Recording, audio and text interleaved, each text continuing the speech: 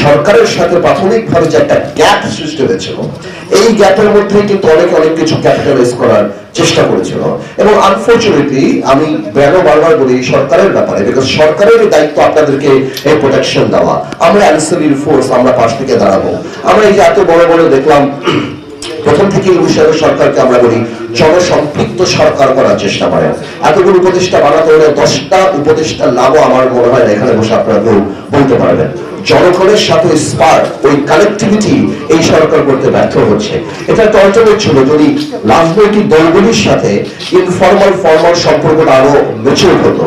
আমি শ্রদ্ধার সাথে, আমি সম্মানের সাথে জানতে চাই যে এই যে এত বড় একটা রিক্সা, ব্যাটারি চালিত রিক্সার আন্দোলন হলো, কয়বার এই সরকার BNP being the biggest political party, আমরা তো অন্যান্য রাজনৈতিক দল, বিএনপি যার 70-80 লক্ষ কিংবা তার চেয়ে বেশি যার কর্মী বাহিনী আছে, কয়বার তাদেরকে অ্যাপ্রোচ করেছে যে ভাই এই সলভ দিস প্রবলেম, আমাদেরকে হেল্প করেন। ছাত্রদের যে এত বড় আন্দোলন হয়েছে সেখানে বিএনপি সহ কয়টা রাজনৈতিক দলকে সরকার একবার বলেছে। সংবাদ মাধ্যম থেকে কয়বার বলা হয়েছে, তাদের পত্রিকায় বা তাদের ওখানে লেখা হয়েছে যে now the government should approach political party because political party are deeply rooted. করা হয় নাই।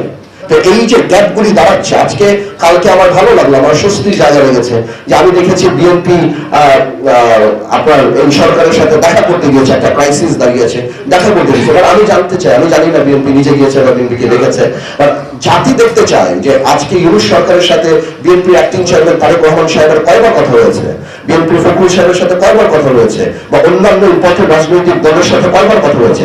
কেন এখন একটা স্পোকসম্যান এই সরকার রাখে নাই, লিয়াজা কমিটি এই সরকার রাখে নাই?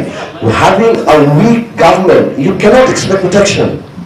আপনারা আশা করতে পারেন না একটা প্রোটেকশন এই সরকার যদি এত দুর্বল থাকে।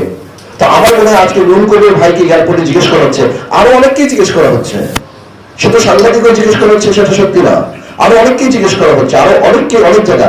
কেন? কারণ বারবার বলি এই সরকারটা দুর্বল সরকার, জনগণের সরকারই, ভালো হোক খারাপ হোক, অ্যাকাউন্টেবল সরকার। এবং আপনারা যদি সত্যি প্রোটেকশন চান তাহলে আপনাদের ওই ক্যাম্পেইনটা স্টার্ট করতে হবে এই সরকারের সাথে, যে যত তাড়াতাড়ি সম্ভব নির্বাচন দিয়ে জনগণের হাতে আপনারা ক্ষমতাটা দিয়ে দেন।